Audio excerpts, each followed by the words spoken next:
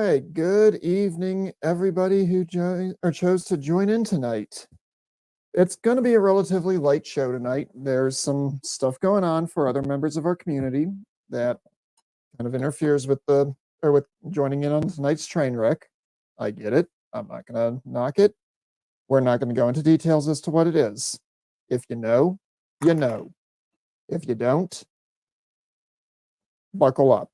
That's all I'm going to say. Well, I've picked out a few news articles to go over for the weekly train wreck.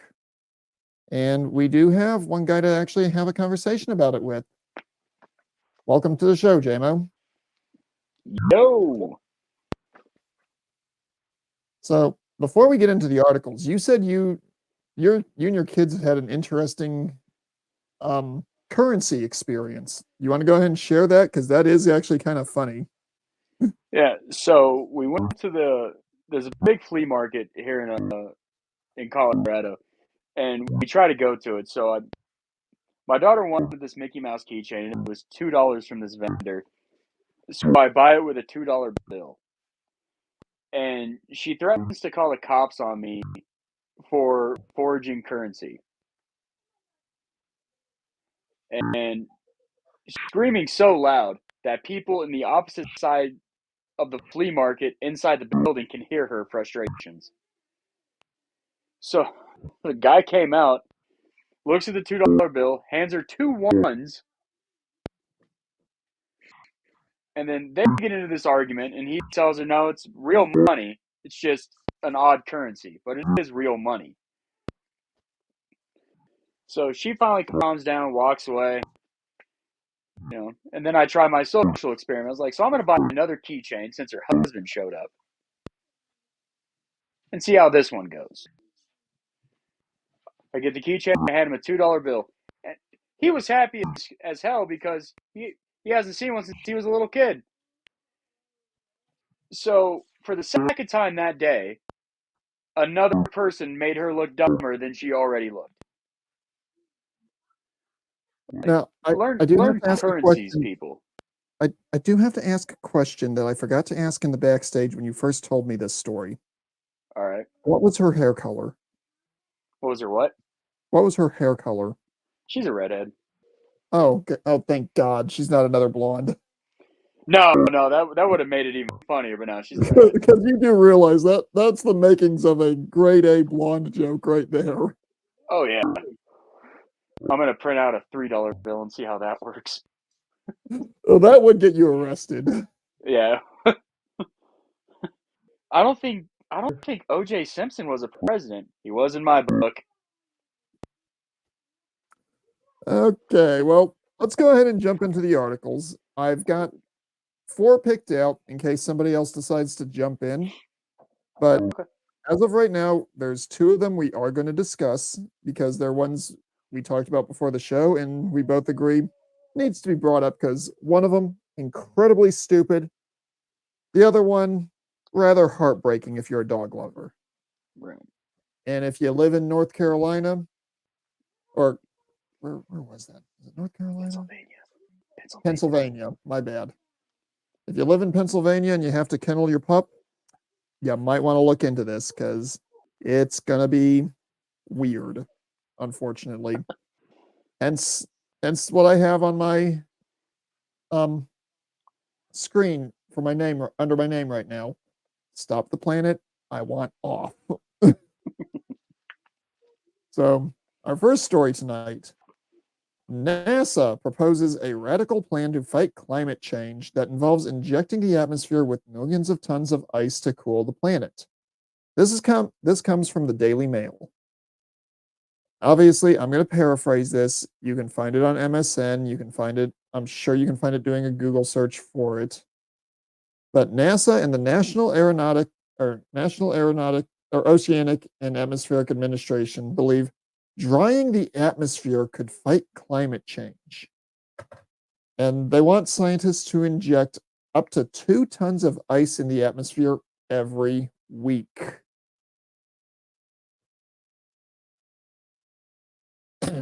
The method would involve sending high altitude aircraft, everyone take note of this, that fly 58,000 feet above the surface, more than 20,000 feet higher than commercial planes, and spraying ice particles into the upper atmosphere.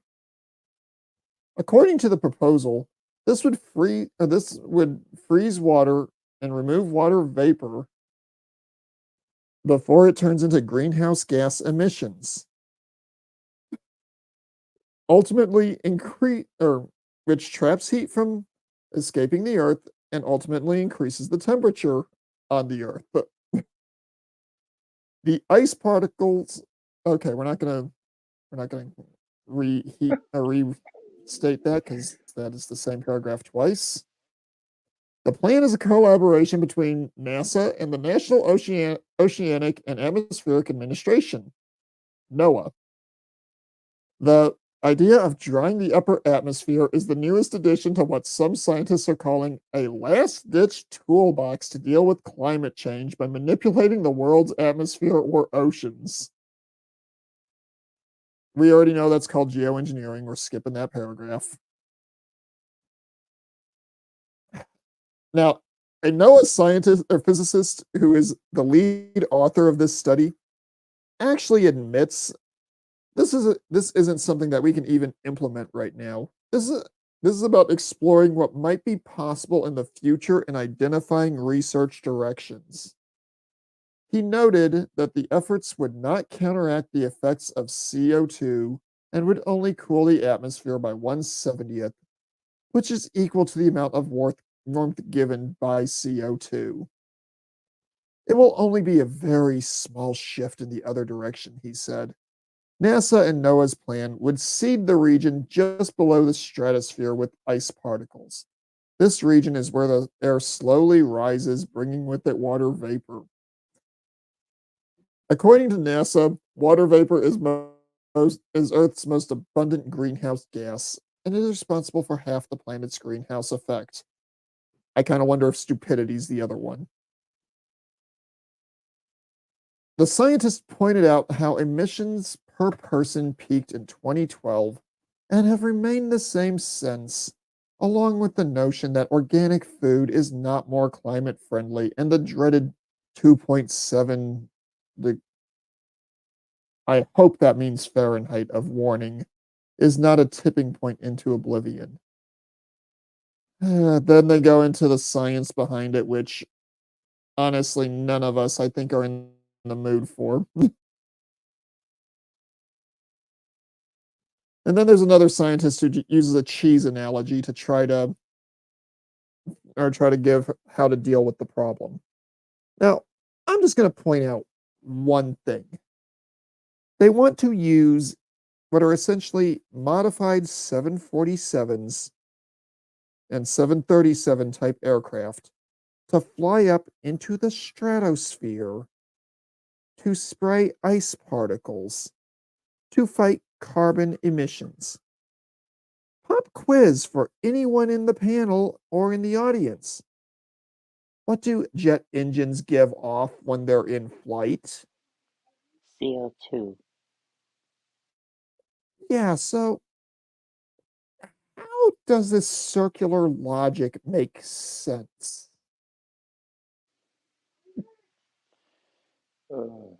It doesn't.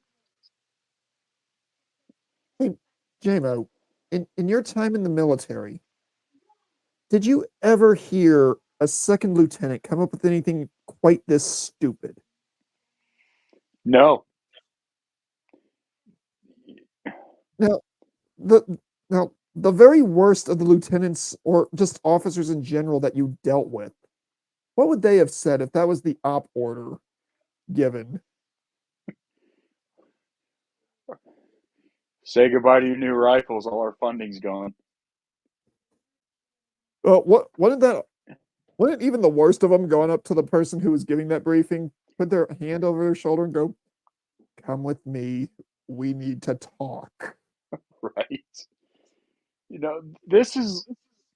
I gave you the reference in the pre-show. There's and it's sad that so many animated TV shows and the things they predicted are coming to light. Because in a show called Futurama,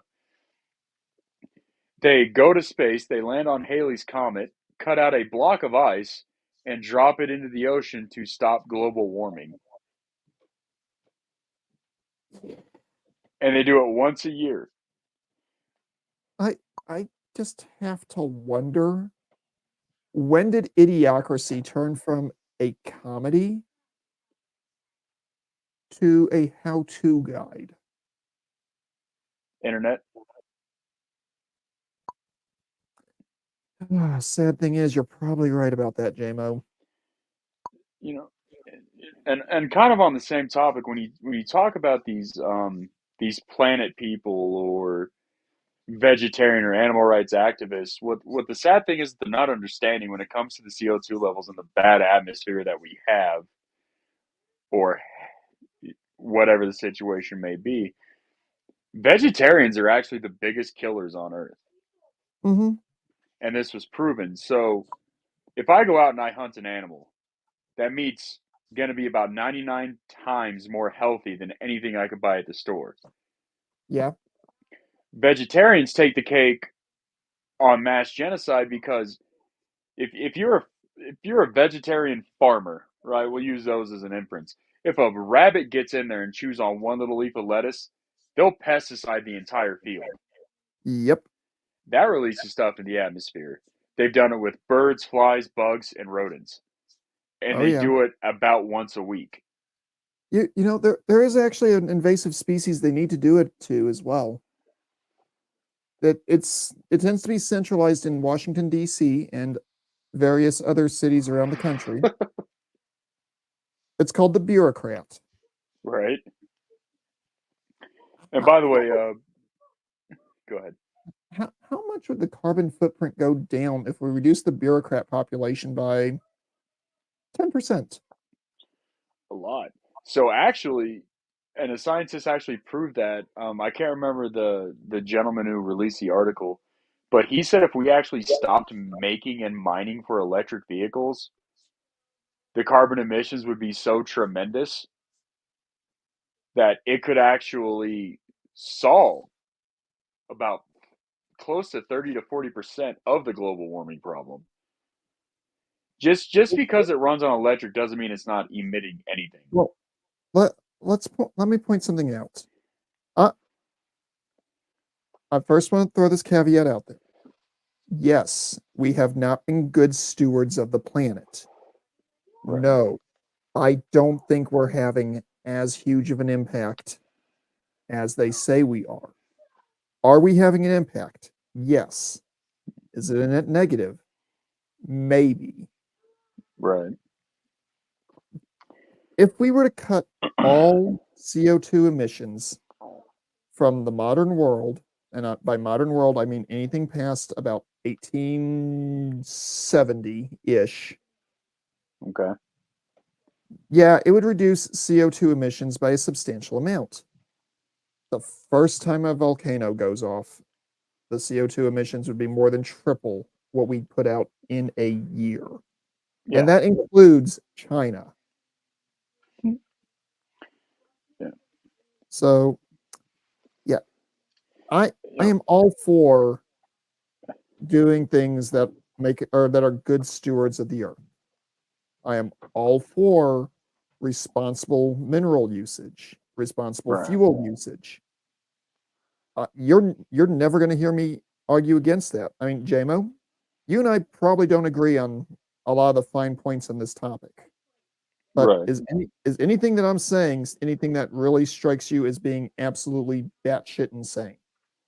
No, and I actually give you props because, well, I'm going to give you two props here. One, because you held back the laughter while you were reading that.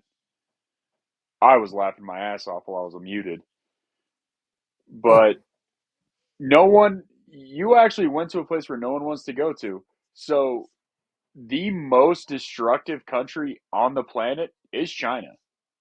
Well, honestly, there are two countries on Earth right now that do a huge amount of damage environmentally.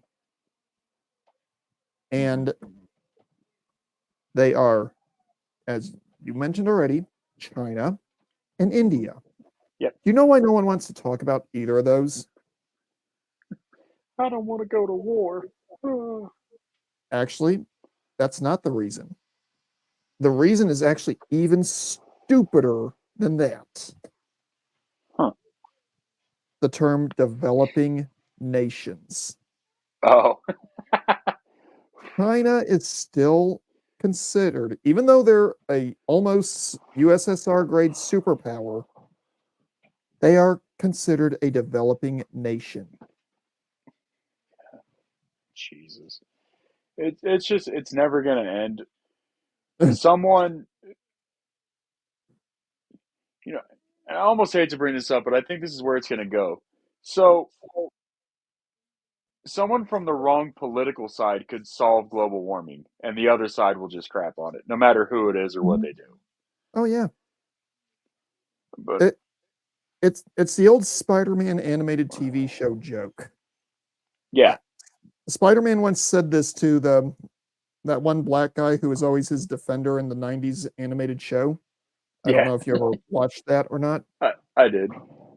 but it was either the last episode of the show or one of the last episodes of the show where Spidey literally goes, I could cure cancer and the flu, and J. Jonah Jameson would still blame me for both of them. Oh yeah. And Okay. I'm going to go ahead and just say it straight out.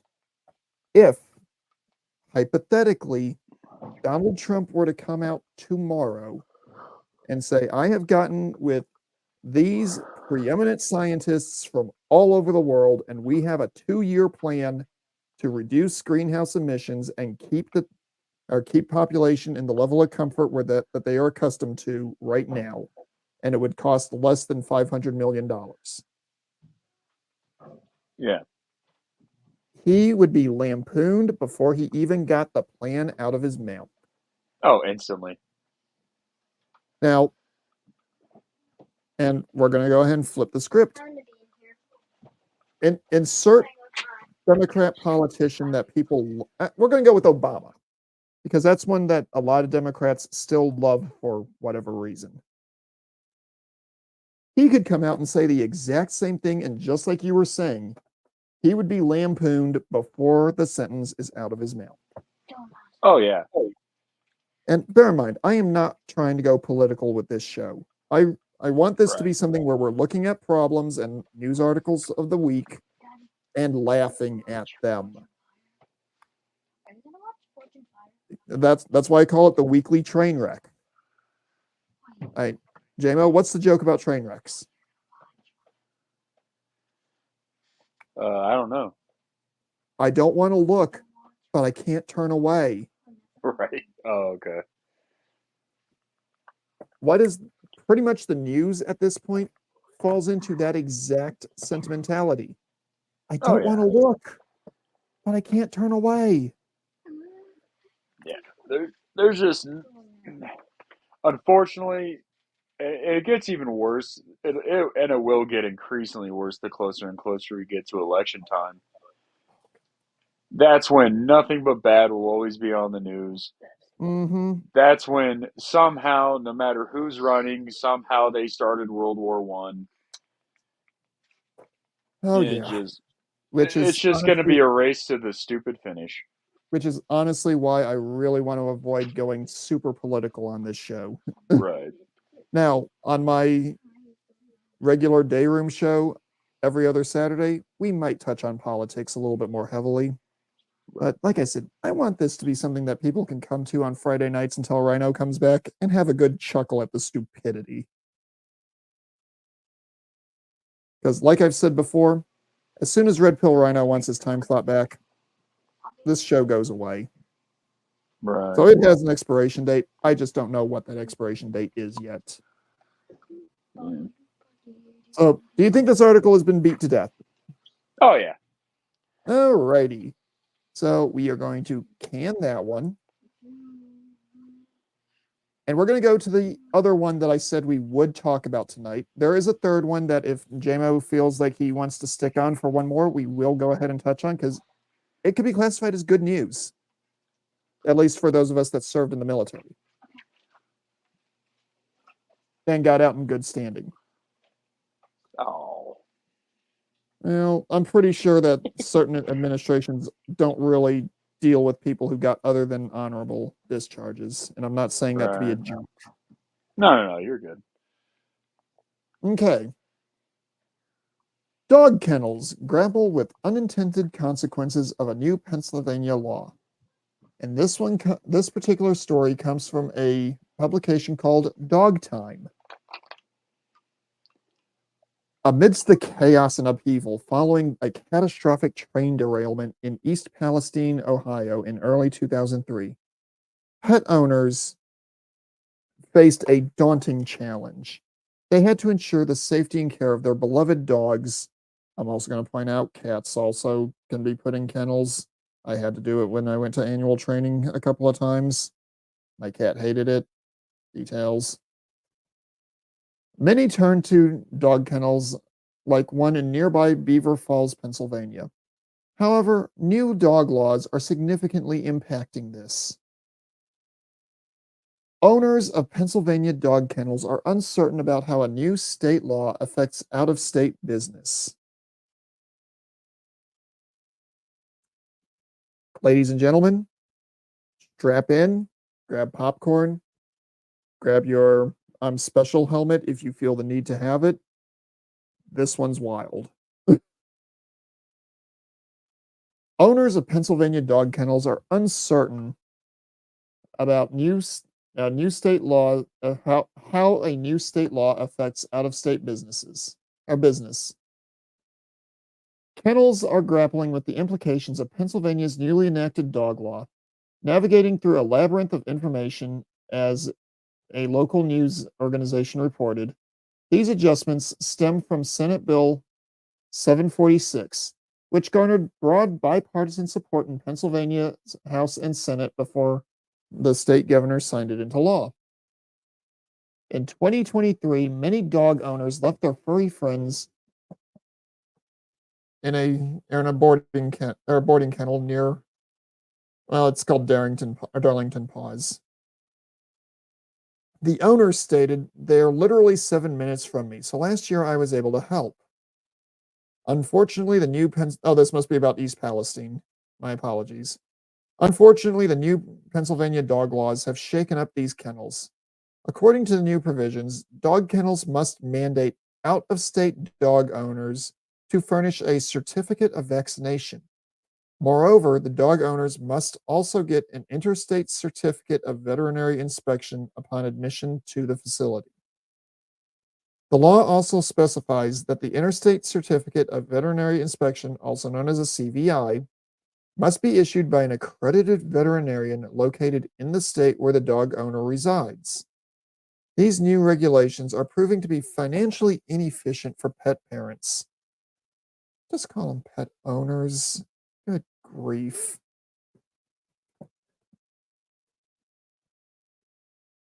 A individual from Maryland who boards his dog at a kennel in Waynesboro, Pennsylvania, incurred $179 for a certificate. Furthermore, it was only valid for 30 days, which he believes duplicates information already provided to the kennel. The kennel owner empathized with the dog owner's situation and offered a discount.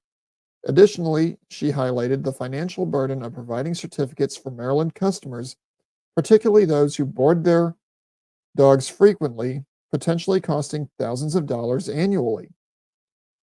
The kennel relies on 43% of business from outside Pennsylvania.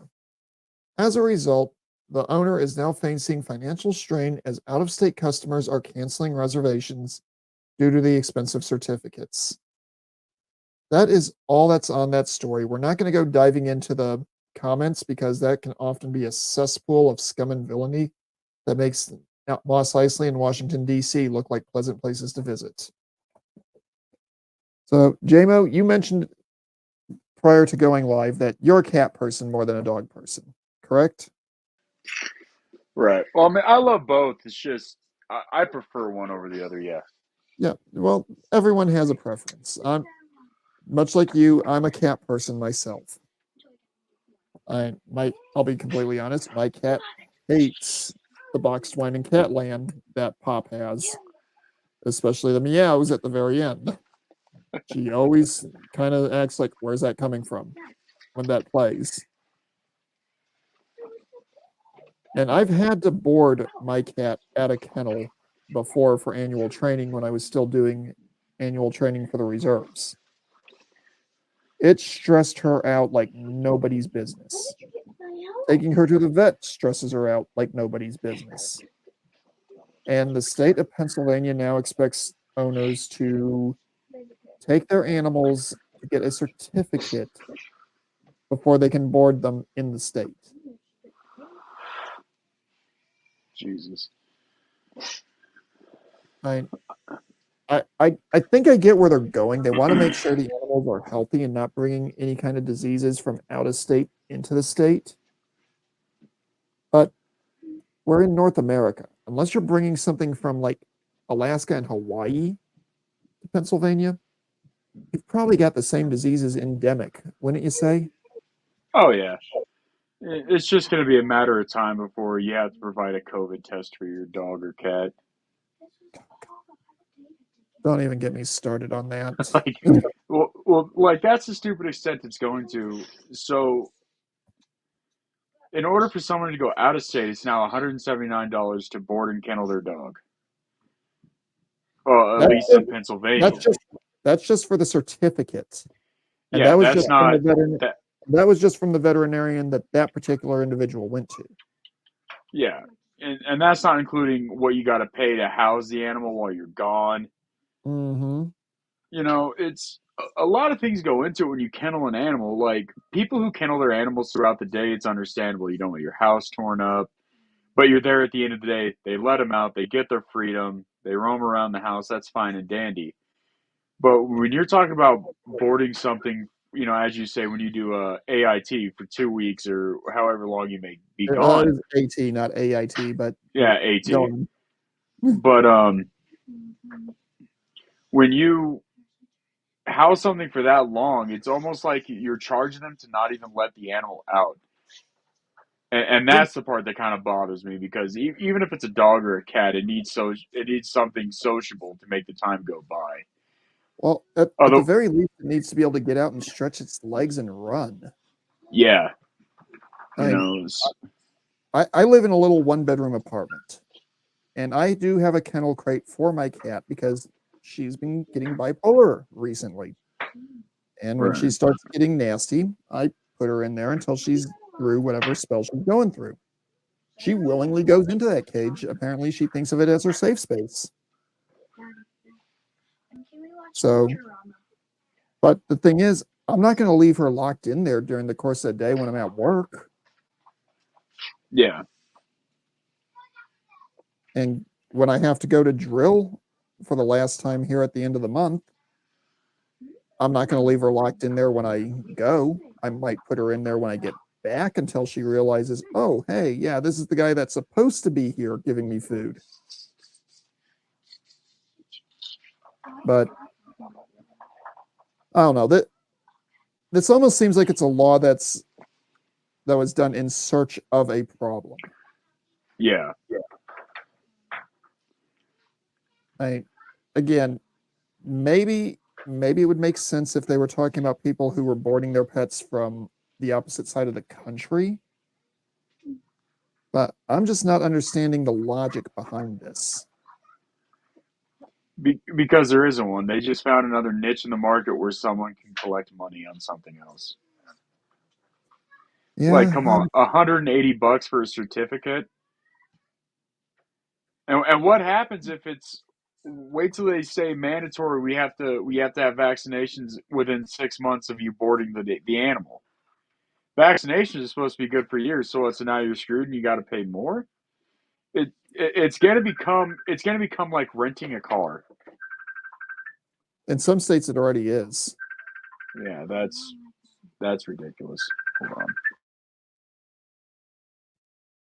Well, I am going. Hey, JMO, if you have the private chat, go ahead and push 1 if you're able to answer this. if JMO's willing to stick around for one more article, we will go ahead and classify this one as talked out and move on to the last article that I really think we want to go ahead and touch on tonight. And then we'll go ahead and call it after probably about 45 minutes. So, Yeah, we're good. Okay. Sorry, my kiddo's iPad was going crazy, so I muted. all right, it's okay. It's okay. I honestly, from the tone, I thought you had a phone call coming in. God, my kids have an iPad. Strange Okay. world. I'm going to say this falls into potentially good news. This comes from Business Insider. Millions of veterans are about to get expanded healthcare access. Now, due to YouTube policies on medical misinformation and disinformation, all I'm going to do is broad brush what's in the article. I am not going to go into a huge amount of detail so this channel doesn't get zapped. Right. So, starting March 5th, millions of veterans exposed to toxins will be eligible for healthcare coverage. The VA's expansion applies to veterans who served domestically and abroad. And it's supposed to be something that's a key issue with, they're expected to be a key issue with voters in 2024's election. Beginning on March 5th, millions of vets who were exposed to toxins or other hazards while in training or in active service will be eligible for expanded healthcare coverage. The expansion, announced Monday by the Department of Veterans Affairs, will apply to vets who served. That's already been said. I hate the way they do these articles. All veterans who served in Vietnam, Desert Storm, Iraq, Afghanistan, and post 9/11 combat zones will be able to enroll directly in healthcare without first applying for VA benefits. With the change, many veterans will have access to affordable healthcare up to 8 years before they previously would have qualified. I'm going to go ahead and say it. That is something that should have been done automatically anyway. Yes. I'm even without going into toxins and all this other stuff, just depleted uranium alone that we utilize in our anti-tank rounds is enough to potentially cause long-term health issues. Oh yeah. So that is something that the ball was dropped badly on a long time ago. So this loophole, and I'm going to call it a loophole, getting fixed is about bloody time. Oh yeah. All right. Healthcare coverage for veterans applies only to the system of hospitals and medical facilities nationwide where veterans can receive free or affordable care. Specific military, naval, and air service veterans who served in active duty after October 1981 were eligible before recent exemptions. VA healthcare fulfills coverage requirements under the ACA, but is a separate entity. Again, I'm sorry, but given YouTube's policies, I have to be a little cagey on what I say here. Eligibility for vets or for VA healthcare was most recently set by the PACT Act, a 2022 policy that expanded healthcare to service members exposed to burn pits, Agent Orange, and other toxic substances. Again, about darn time. The PACT Act used a phased approach where more veterans would qualify for coverage over time. The latest expansion eliminates the phased approach and instead applying to all eligible veterans and their survivors immediately on March 5th. Now, some veterans who were never deployed will also qualify for health care. About 9 million veterans are enrolled in the VA healthcare plan, and more than 500,000 have enrolled since the PACT Act was first announced. The program covers preventative and emergency medicine, prescriptions, surgeries, and mental health services. Once enrolled, they typically have access for life. Part of the expansion will allow service members who were never deployed access care, according to the VA Undersecretary for Health. I am not even going to try to pronounce that name. JMO, I'm going to copy and paste this name. And I want you to tell me, if I were to say this on stream, what would the first reaction out of your mouth be?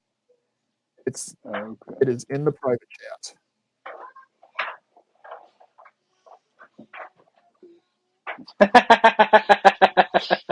If I were to try to say that, would you not respond with Gesundheit? I would. Like that. Sherry? So moving on. El Nahal. Yeah. And this is not to disrespect that gentleman. There are just some names that. Right. They're just hard. I know it's from his culture, but I'm sorry. I'm just sorry. Right. But moving on before I get nuked. We can also care for veterans who never deployed but were exposed to toxins or hazards while training or on active duty here at home. The Undersecretary said in a press release published on February 26th, "We want to bring all these veterans to VA for the care they've earned and deserve." Finally, something from this administration I can agree with. Right. I've been so disappointed with this current administration because there's so little they've said and done that I can actually get behind.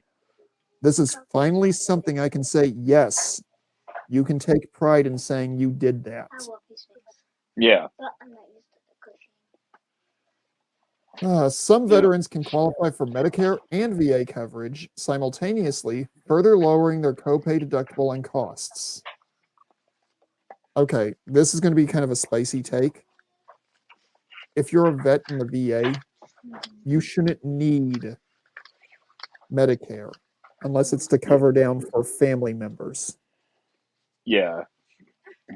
The men and women who served this country, and it doesn't matter if it's America, Canada, Great Britain, if you served in the military, volunteer, you deserve the medical treatment that you're probably going to be needing to cover for whatever it is that you endured while you were in the service. This is one of the very few times where the phrase entitlement, I think, is entirely appropriate. Yeah. Healthcare cost. Oh, I already said that. This VA healthcare expansion comes as the Biden administration emphasizes medical access and lower drug prices as part of its re-election campaign. Ooh, I could go on a massive tangent there. We're going to move on. Fishing for voters. Moving on. But a comment from Biden. For a recent poll, 3 in 4 Americans said that medical bills are one of their top financial worries. Regardless of party affiliation, 80% of Americans want candidates to discuss healthcare costs on the campaign trail.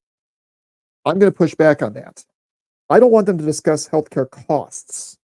I want them to discuss solutions to the costs. There are ways that they can bring those prices down to the point where you shouldn't need insurance to be able to get the care you need. Now, whether that takes the form of some kind of price controls, which I'm not exactly a supporter of, or if that takes some other form, like mandating that after a certain amount of time, they can no longer renew the copyright on a brand name drug and it has to go to generic. I don't know, but I don't want to hear them talk about the problem. I want to hear them give usable solutions to the problem. Because, JMO, how old are you? 34. Okay, so your first election that you were able to vote in was what, 2008? Yeah. Okay. What were the top 3 things you were looking at when you cast your ballot? Military benefits, insurance costs, and housing. Okay. The first election I was able to vote in was actually 2000. Mm-hmm. And I'm sorry to admit it, I voted for Bush. I still attest I will never vote for Gore. The man's an idiot. He was. Well, he I, started the internet. yeah, let's not go there. Man, bear but pig.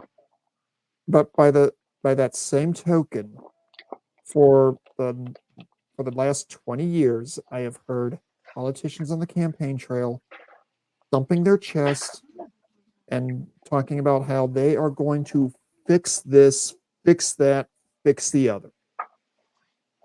And it's the same talking points every election cycle.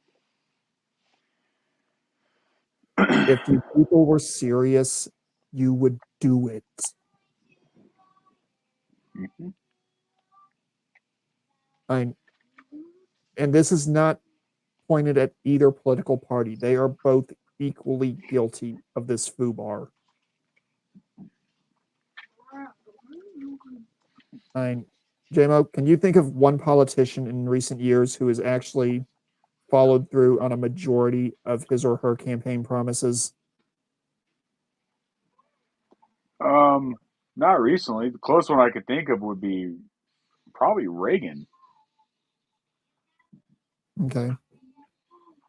So, and basically, in our voting lifetime, the answer is no. No. And that, when you get down to it, that's just sad. That's an embarrassment to this country. We are supposed to be the greatest country in the world, and people have to take out a second mortgage if they get a broken leg. Yeah. How does that? And that's even with insurance. How the hell does that work? Because I'm a firm believer, this is going to sound weird. I like the HMO plans where it's sky high insurance rates and low, slow co-payments. Like, that's the only way that it's ever going to be beneficial to anybody. You know, Yeah. in the You 70s know, and 60s, you paid $2 to get an x ray done. Now you mhm. can pay up to $300, and it's not even a deep x ray. See, here is what I would love to see before or implemented, but I know they will never do it because it would just take away too much business. Put a list of the prices for services rendered at the desk, just Yeah. like you get when you go to get your car work done. I have with insurance rate, without insurance rate, and just have the menu. Yeah. And You know, and that's not to say if somebody's going in there for an emergency, a legitimate emergency, not to go. Go get taken care of. yeah. But at the same time, if I'm going in for just regular preventative care, or a perfect example, I just had a tooth extraction done. I had to take out a credit card to cover basically half of the cost because my dental insurance would not. And I'm about $500 away from hitting my lifetime max for that dental insurance plan from one treatment. Yep. There is no way that should be legal. But unfortunately, I can't think of a good way to fix that without breaking the system that we live in.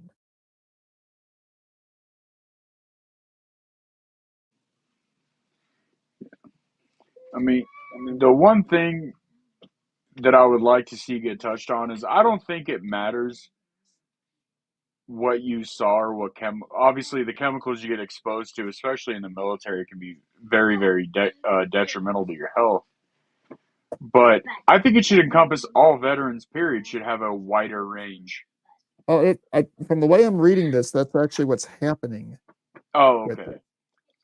Because I mean, even So, if you go through the generations of veterans, mhm. like World War One and Two, and even Korea, were oh, this is gonna sound mean, but everything I've always read, they were kind of welcomed back with kind of an open arms policy, Yeah. and that's why I give so much credit to Vietnam veterans because they fought a war nobody wanted to be a part of. They came back, Mhm. they got shit on and spit on, and Unfortunately, quite literally in many cases. yeah, you know, going through Agent Orange and the stuff that they went through. I don't think there's any reason on earth why, and this happened. It happened at Wally World the other day. I saw a 97-year-old World War II veteran in a wheelchair that could barely even move, and watching this dude struggle. Like with modern insurance and the way things should be for these people, you can't give this guy a new wheelchair. Like you're gonna make him take out a second mortgage on a home he's owned for 60+ years now just to accommodate that. It's ridiculous. Yeah, and the thing is, wheelchairs shouldn't cost that much. Yeah. I work at an engineering company. I'm not going to say what the company is or what we make, Hmm. but you should not be paying the same amount for a medical device that is not super complex Hmm. that you're paying for some of the stuff that my company makes. Yeah. Uh, Like that that you. is that is just insanely stupid. Yeah. Yeah. And it, and the sad part is, it just if this thing really takes effect, then good, and I'm glad and I'm happy for that. But it all comes down to cool, a wider range of health. Everybody wants that. Everybody wants to get tests that they didn't think were possible to finally get them, just to be on the safe side of life. Hmm. The issue where I see it coming into play is how much is it going to cost that veteran to still do this? Yeah, and the other question that needs to be asked is how much is it going to cost the taxpayer, and what's the wait times going to be? Right. Because Yeah. from what I understand, most VA medical is either at low or no cost to the vet. Right. So that means that the bill is being footed by the taxpayer, because we all know the insurance companies are going to get their pound of flesh no matter what. Oh yeah. And we all know that Big Pharma is going to get its pound of flesh no matter what. So, as much as I hate to say this, how is it being paid for? Oh, through taxpayers. They're going to do it the same way they've remodeled every insurance plan. Yeah. But you see where I'm going with this. Right. But I'd rather pay taxes for somebody who's been through something like a child has cancer. Fine, raise my taxes for that person. Don't raise my taxes because, and this is another thing that kills me. When you're homeless, your insurance cap is basically not there. They will Mm-hmm. do whatever it takes to keep you alive. Mm-hmm. But if you're not homeless and you have insurance, they'll run it until your insurance is up and then tell you they can't treat you anymore. That's Yep. the part of the healthcare system that needs to change now. I completely agree with you there. I honestly, lifetime limits need to go away. Yeah. I as much as I'm one of those people who railed against the Affordable Care Act, there are a few provisions in it that I think were a good idea. Now, granted, telling a male that he needs to be able to or needs to get an OBGYN, that's stupid. Unless you went through a certain kind of surgery, you don't need that if you're a dude. Right. By that Yeah. same token, however, you shouldn't be told, well, you don't meet the threshold for Medicaid or Medicare, and you've reached the lifetime cap.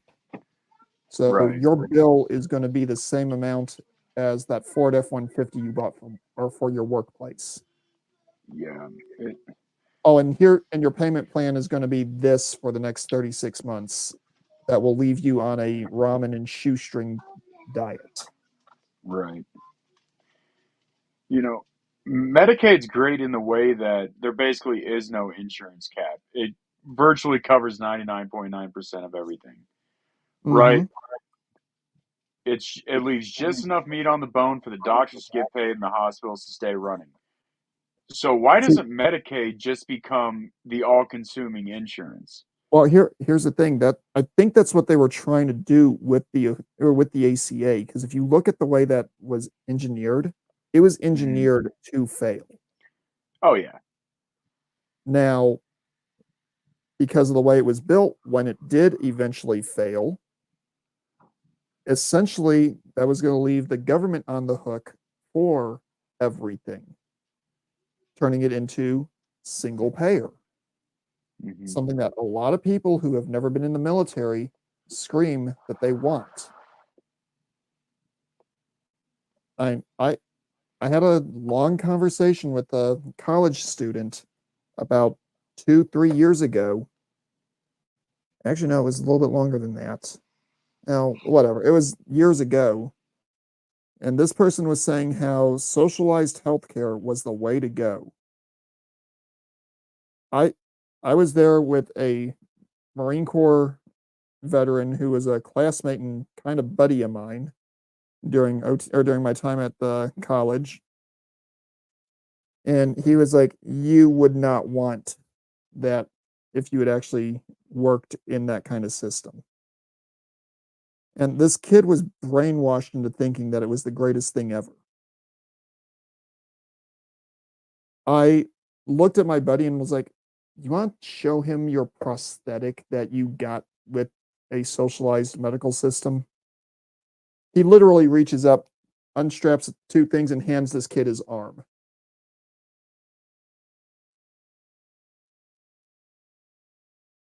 It's not one of the nice robotic things that uses nerve impulses to move. It's two hooks that pinch open and closed, and something that approximates an elbow.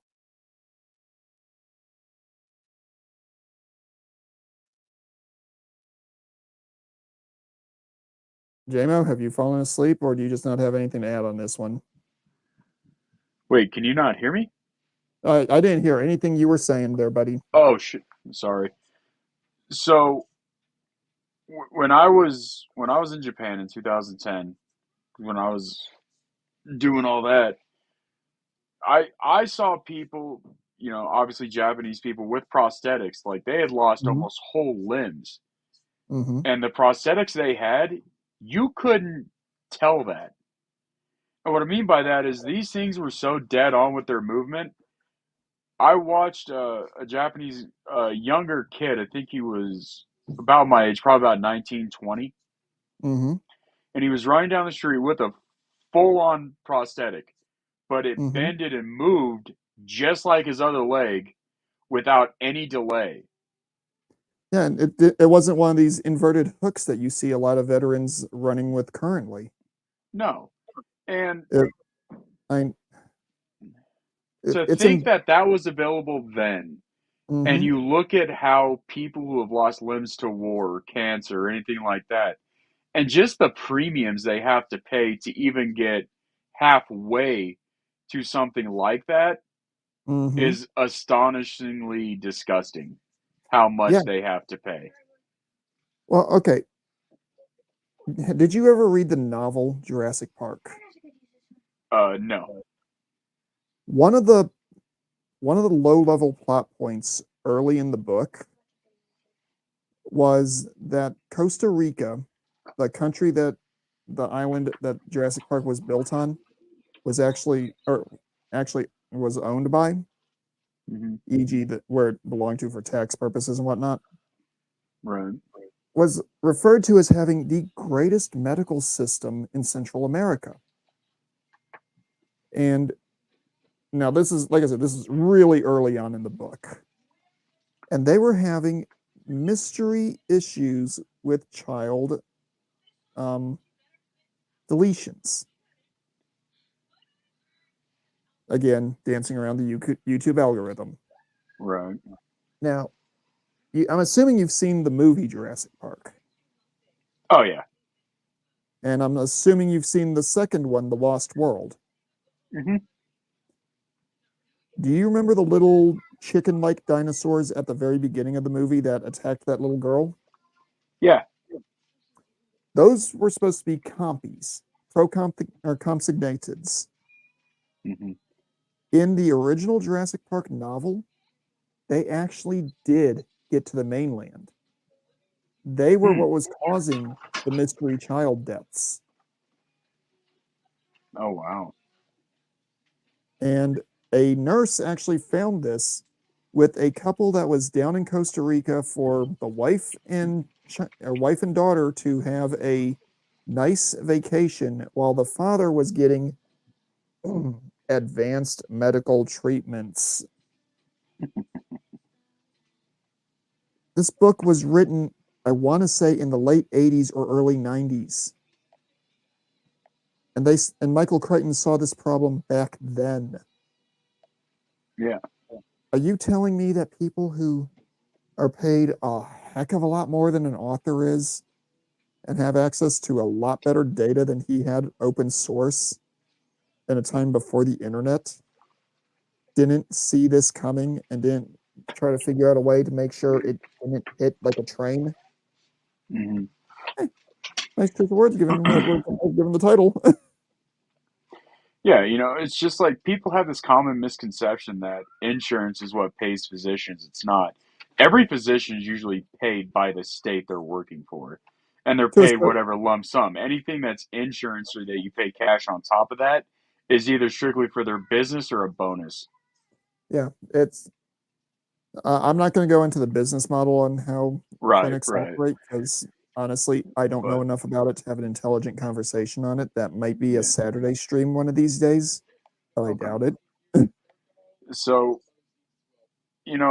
but getting back to, what we both firmly agreed on, there's no reason on earth why an unemployed homeless guy should get more attention than a child or an adult who's working or a Exactly. child who's deeply ill. So you'll throw $2 million into a homeless guy who's going to go out there, not live correctly, or maybe he's trying to, but he's going to come back eventually, right? Whereas you'll cap out a child with cancer at a couple $100,000, knowing that next chemo treatment's going to put him over the max and you kill the chemo treatment. Mm-hmm. That is crap. Well, and bringing or circling it back to the veterans, for those people that served, whether it was overseas or whether it was purely in training environments, because even during the last 20 years, there were plenty of soldiers who never saw a battlefield. Right. Granted, they were primarily support soldiers, but JMO, did you ever have the opportunity to read what was on the side of any of those training munitions that you ever got to deal with? No. I can guarantee you 2/3 of them say have risk of causing cancer. Do Yeah. not inhale. And how can I Yeah. guarantee this? I was a unit ammo handler. I got to look at the stuff. I got to read it. Yeah. Yeah. People don't take into account everything that veterans or even just people in the military do and Mm-hmm. the crap you have to train through. It's we're introduced to stuff that no one should be introduced to, and we're introduced to it at a moderate to high level because you want your body to build up an immunity to that certain chemical or that certain element. 9 times out of 10, it fails because once you're out, you're usually almost never around it ever again. Okay, I am going to point something out. I can't say openly what it was because I'm reasonably sure I'm still under NDA for it. But Mhm. there was a class I went to years ago, which I am 100% certain that I will have one or two forms of cancer by the time I'm 70. Just from the stuff I was exposed to in that class. Mhm. Now, am I upset at the military over this? Not really. I volunteered for the class. Mhm.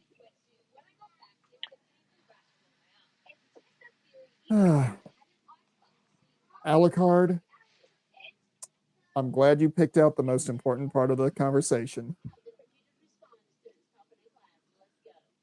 Are you able to look at your screen, J-Home? Yeah. T-Rex But hating I Gates think lawyer. we've beat this to death. We can go on about this forever. Right.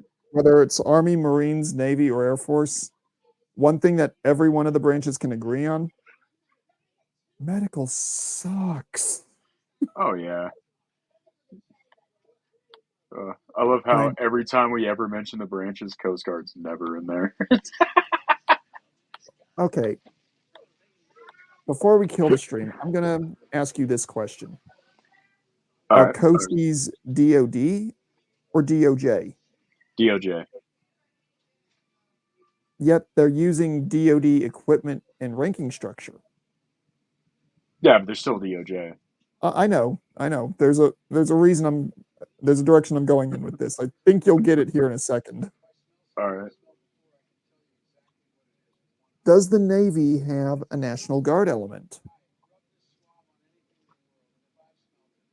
Dude. I don't think they do. What if the Coast Guard is the Navy National Guard? Then they should be the Marines and be, say, Department of the Navy Coast Guard. Yeah, see, that's where I have the question about the Navy, and I think that's why so many of us that served forget the Navy or the Coast Guard existed. Because they're Right. technically DoD, but they have a DOJ mission. Yeah. So they exist in a weird space within the military structure. And that is not meant to knock them. They have probably one of the hardest jobs in the uniformed services. Because, yeah, you as a Marine, you saw stuff that I'm sure keeps you up at night. Right. As a soldier, I saw stuff that keeps me up at night. Yeah.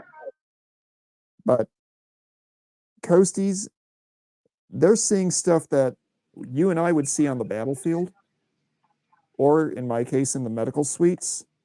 Mhm. They're also seeing stuff that the average detective would see, but instead of it being on land primarily, it's on a boat. Yeah. So I crack jokes on them. I respect those guys. They put up with more, let's just call it what it is, crap, than any of us have any reason to put up with in the course of a lifetime. Oh yeah. But it sounds like you have some issues on your home front that need to be addressed. Yeah. So, It's getting bad. and But we've been on for about an hour. So I think this is a good place to go ahead and call this particular stream done. Do you have any final thoughts you would like to go into? if you see a veteran out there, just give him a thank you. It's 2 seconds out of your day. Absolutely. And don't just wait for Veterans Day to do it. Yeah.